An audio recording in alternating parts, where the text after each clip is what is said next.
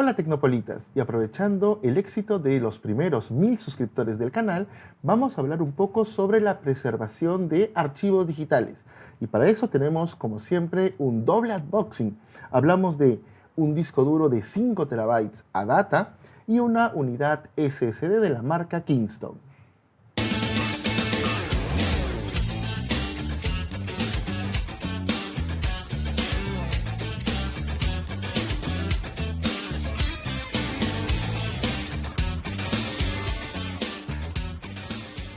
Muy bien, la última vez que estaba revisando mi pequeñísima colección de videojuegos, entré en internet y revisé el eterno debate sobre la preservación de videojuegos en lo que respecta a formato físico o a formato digital.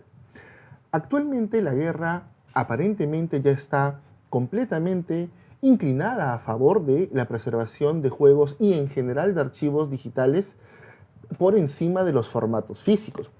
Y al mismo tiempo Tecnopolita se hizo la misma pregunta y llegamos a una conclusión que queremos conversar el día de hoy con todos ustedes. Como pueden ver, tengo aquí una pequeña colección de juegos de PlayStation, principalmente PlayStation 4 y apenas uno de PlayStation 5. Si nosotros revisamos el formato del que está hecho estos juegos, hablamos de un disco tradicional, un Blu-ray súper simple, que tiene una capacidad de aproximadamente 25 GB, puesto que hablamos de un disco de una única capa. Existen discos Blu-ray de hasta 50 GB, pero hablamos ya de formatos de doble capa. Eso quiere decir que cada vez los juegos requieren ocupar mucho más espacio, pero cuando quise descargar un juego de Steam, uno gratuito, uno de los últimos shooters como el Call of Duty, descubrí que ocupaba en el disco nada más y nada menos que 100 gigabytes de espacio, y eso sin contar las actualizaciones o los DLC que uno también puede descargar en el juego. Entonces surge la siguiente pregunta: si yo quisiera comprar un juego digital, por ejemplo, supongamos en Steam, ¿en qué formato deberían venderme estos juegos para poder decir que vamos a preservarlo de manera física? Cuando estamos notando de que los discos no son suficientes. Y acá viene un recuerdo de lo que en algún momento quiso mantener Nintendo.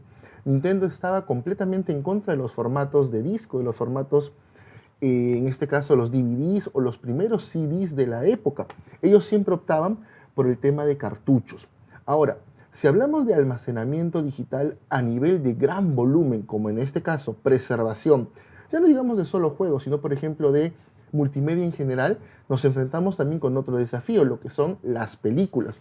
Si imaginamos que estos discos no son únicamente de juegos, sino que ya hablamos de películas, hoy en día las calidades a las que pueden llegar los formatos de video, ya no hablamos de HD, Full HD, sino de 4K en distintos formatos, o incluso ya videos de 8K, que no estamos hablando de películas, sino archivos que simplemente puedes grabar con tu celular hoy en día, formatos como ProRes que tienen los iPhone.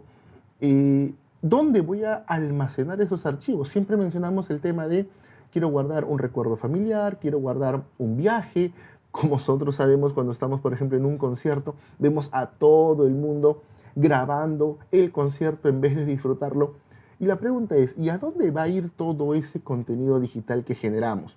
Tenemos dos opciones: guardarlo de manera física, entre comillas, o la segunda opción, que es la digital, que es tener de repente una cuenta en Google Drive, pagar por una membresía al mismo Apple para tener también un espacio en iCloud o cualquier otro servicio de espacio en la nube. Y nuevamente nos enfrentamos a la misma pregunta: ¿cómo preservo de manera física ese tipo de archivos?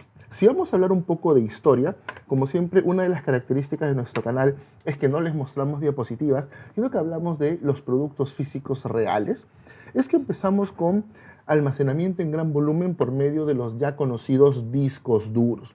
Algo que, si bien es cierto, hoy en día se están reemplazando por las unidades de estado sólido, pero el principio de funcionamiento es el mismo: dotar a mi dispositivo de un elemento capaz de poder almacenar grandes cantidades de datos en un elemento cada vez más pequeño.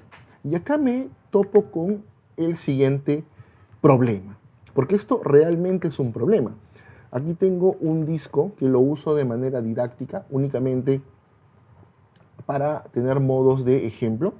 Y quiero que vean cómo es un disco de manera física por dentro. Yo sé que ustedes, la mayoría ya los conocen, pero vamos a hacer un breve repaso para quienes lo ven por primera vez.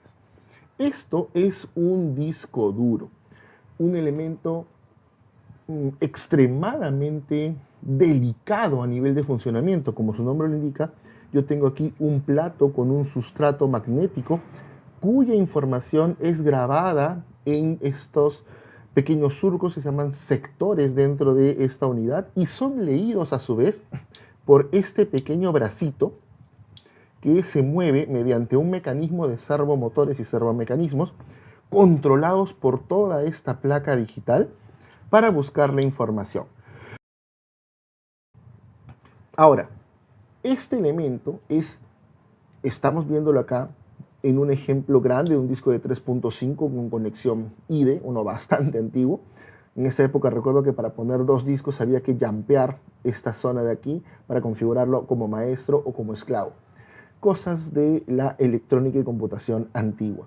Pero a lo que iba, este elemento es, si bien es cierto, económico de producir y barato a nivel de poder almacenar grandes cantidades de gigas, pero imagínense esto tenga una falla mecánica. Las fallas mecánicas en estos discos son prácticamente irreparables, es decir, perderías toda tu información. Esto, como puedes ver, es en esencia básicamente lo mismo que esto. La única diferencia, obviamente, que esto es leído por un láser y esto es leído por una aguja magnética que literalmente levita por encima de este plato. Ahora, este disco tuvo obviamente evoluciones. Primero el formato IDE salió también luego del 3.5 en formato 2.5. Este, por ejemplo, es un disco duro Fujitsu que pertenece a un Nomad Jukebox de 6 GB, la verdadera inspiración de Steve Jobs para la fabricación del primer iPod. ¿Por qué? Porque en aquel entonces, por la invención del primer iPod, Toshiba había creado este pequeño artefacto. Hablamos de un disco duro de un tamaño para aquel entonces microscópico. El mismo Toshiba no sabía qué hacer con este formato de discos duros. Internamente, también aquí hay un plato que gira y una aguja magnética que lee la información. Estamos hablando de una revolución en la época. Y este fue el elemento que le permitió a Jobs y a su equipo construir el primer iPod con una unidad de disco duro que tenía capacidades impresionantes para la época. También existieron muchos microcomputadores como las Bio Pocket Style que utilizaban este sistema de discos como su unidad de almacenamiento. Pero de nuevo, hablamos de un producto que internamente es así, pero miniaturizado. Es decir, hay un mini plato, hay una mini aguja, hay un mini controlador que ante un pequeño golpe o una ligera caída o un movimiento muy brusco durante su funcionamiento, esta aguja puede rayar el plato o simplemente alguno de los servomecanismos puede llegar a fallar y hablamos de no solo la pérdida del producto, porque esto obviamente tiene un precio y es fácilmente de reemplazar y comprar otro. Hablamos de la pérdida de la información y de nuevo llegamos al tema de la preservación de los archivos digitales. Actualmente, hoy en día es muy común conseguir uno de estos. Hablamos de un disco duro ya en un formato con conexión del tipo SATA. Este, por ejemplo, es uno Seagate de 1 terabyte. Los más comunes son de 5400 o 7200 revoluciones por minuto, que los hacen todavía mucho más delicados. Si bien es cierto, te entregan mayores velocidades de transferencia de datos, pero por experiencia les digo que estos discos, salvo que los tengas en un altar sin usar, solamente como unidades de almacenamiento, sin uso, sí o sí te van a llegar a fallar, se te van a caer, se van a golpear o estando en funcionamiento van a tener una vibración brusca que van a hacer que las agujas internas o los platos internamente se rasquen. Ahora, seguramente me dirán, pero debe ser fácil de reparar. Seguramente un buen técnico o incluso nosotros mismos con un tutorial de YouTube podríamos realizarlo. Para nada. Estos discos, como podrán imaginarse, vienen completamente sellados al vacío. Al momento de abrirlos y que le caiga la más mínima mota de polvo al disco o incluso una mota de polvo que ni siquiera vas a poder ver con tus ojos, esta va a generar un mal funcionamiento. Es decir, un servicio técnico especializado para poder reparar este tipo de discos debe tener cámaras al vacío donde poder realizar solamente la apertura del disco para diagnóstico. No es posible realizarlo en cualquier situación, ni aunque lo tengas ventilado o con filtros de aire, etc. Cada vez es más común encontrar discos duros externos. Por ejemplo, este es el primer disco que tuve para mi almacenamiento. Es más, yo mismo decidí comprar un disco de solo 500 gigas pensando que 1 tera era demasiado. Vaya error que cometí en sus días. Eso significa que luego tuve que adquirir otro y otro y otro y otro y tengo muchos discos más donde literalmente la información ya no cabe. Ahora, si quisiéramos digitalizar, por ejemplo, nuestra colección de juegos por las cuales nosotros hemos pagado un derecho, estamos hablando ya de espacios que no van a caber no solo en un computador. Por ejemplo, la máxima capacidad actual para un disco duro de platos, un disco duro tradicional, actualmente es de 24 gigas. Existen formas de poder amarrar distintas cantidades de discos en sistemas del tipo RAID, por ejemplo, ya en servidores del tipo NAS, donde puedo colocar 2, 4, 6, 8 unidades de disco duro y puedo darles una configuración en la cual si, por ejemplo, uno de esos discos se daña, lo puedo reemplazar en caliente y internamente, mediante sus algoritmos de recuperación, van a restaurar la información en el disco perdido. Pero de nuevo, estamos hablando de una solución del tipo NAS con configuración RAID, que no es del alcance de todos los usuarios. Incluso yo, por ejemplo, he tenido la opción de poder optar por discos de mayor capacidad y de nuevo no me parecen tampoco una solución. Y justamente para ello es que aprovechamos esta ocasión para hacer el unboxing de esta unidad que ya tiene nada más y nada menos que 5 terabytes de almacenamiento. Hablamos de una cantidad que espero de momento me pueda ser suficiente para hacer el respaldo de toda mi información. Para ello voy a proceder a abrir y ver qué es lo que viene en este tipo de discos y sobre todo cuál es la diferencia o por qué he optado por este modelo en lugar de uno, vamos a decirlo así, más tradicional como el que les acabo de mostrar, por ejemplo, este Sony de 1 terabyte. Hoy obviamente hay formatos de 2, 3 y mayor cantidad de almacenamiento. Bien, vamos a abrir la caja y nos encontramos con lo siguiente. Este modelo en particular de ADATA tiene el beneficio de que es un disco duro ruggerizado. Vamos a ver la diferencia. Vamos a colocar la caja en otro lugar. Y miren qué belleza de disco. Vamos a retirar este film y nos encontramos con un producto que no solamente es un disco duro, sino que además viene con un protector de goma, lo que lo hace un poco más resistente a los golpes. Ojo, no existe un disco duro que en funcionamiento sea inmune a los golpes. ¿Por qué? Porque mientras más cantidad de teras tenga internamente, así como vimos en el modelo anterior, que tiene un plato, un disco de 5 teras tranquilamente puede tener internamente 5 platos de 1 tera a doble cara, lo cual complejiza mucho más su funcionamiento.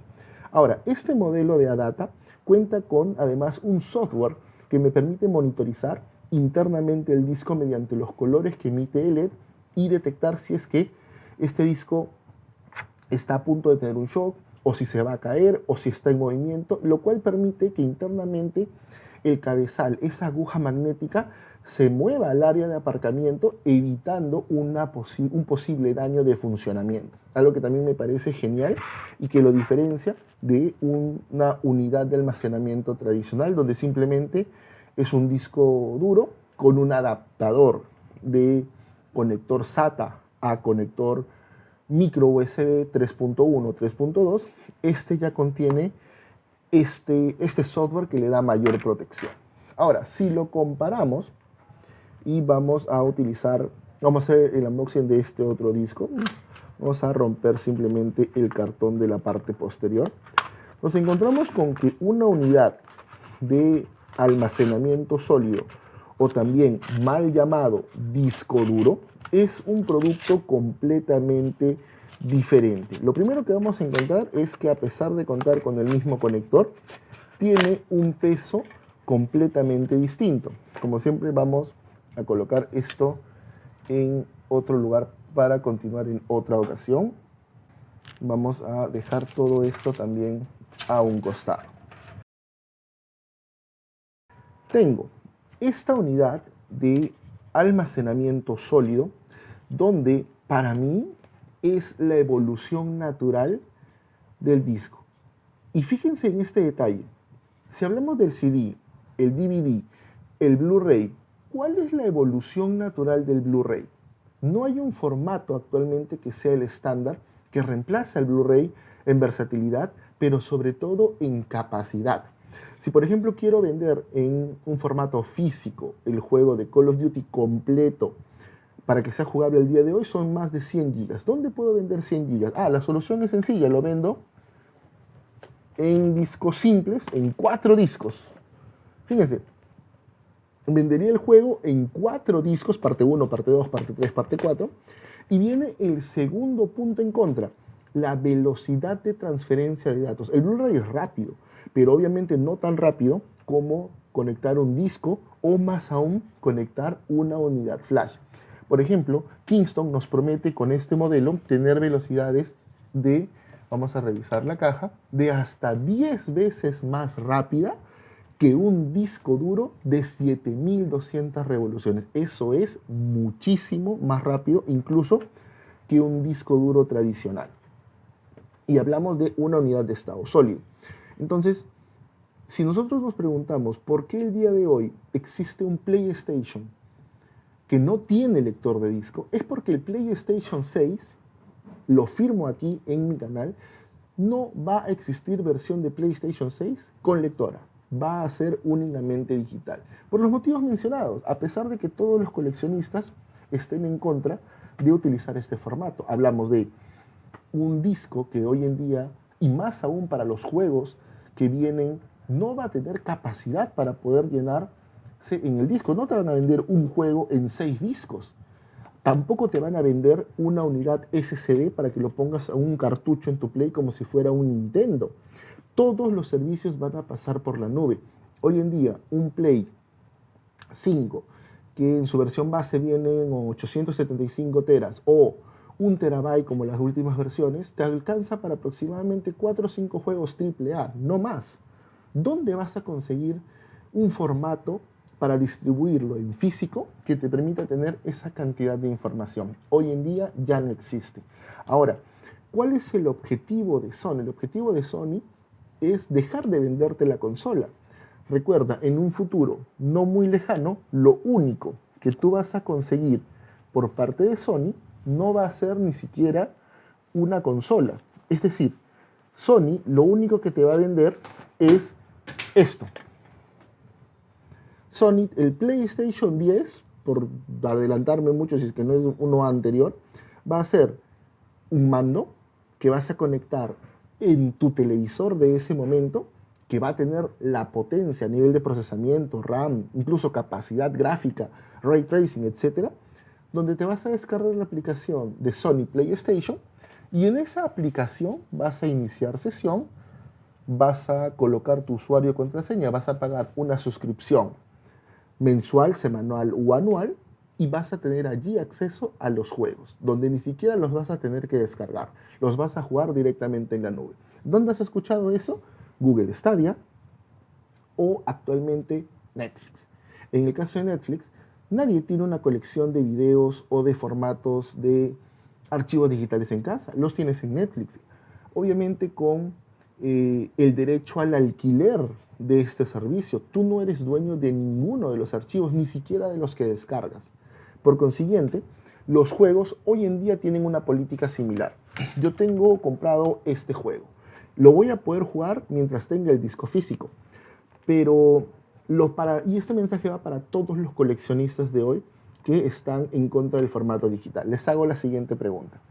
Tú puedes conservar y mantener todos los discos con todos los cuidados necesarios del mundo para que no se dañen, para que siempre se mantengan listos para usar. ¿Y dónde los vas a reproducir cuando el PlayStation 6 ya no tenga el lector de disco? Y el PlayStation 7 ni siquiera se acuerda que el CD existió. Peor aún, van a pasar 10, 20, 15, 30 años, ¿y qué es lo que va a ocurrir? Esto siempre va a existir, porque de nuevo, tú lo vas a cuidar, lo vas a mantener, lo vas a limpiar. Pero para poder leer estos discos, tú necesitas un láser óptico. Los láseres ópticos tienen un tiempo de vida, y a medida que los usas, le restas tiempo de vida. ¿Qué es lo que va a ocurrir? De aquí a unos 20, 30 años, ya no va a existir un solo repuesto de lector láser para tu Play 1, para tu Play 2, tu Play 3, tu Play 4 o los últimos PlayStation 5 que tienen lectora.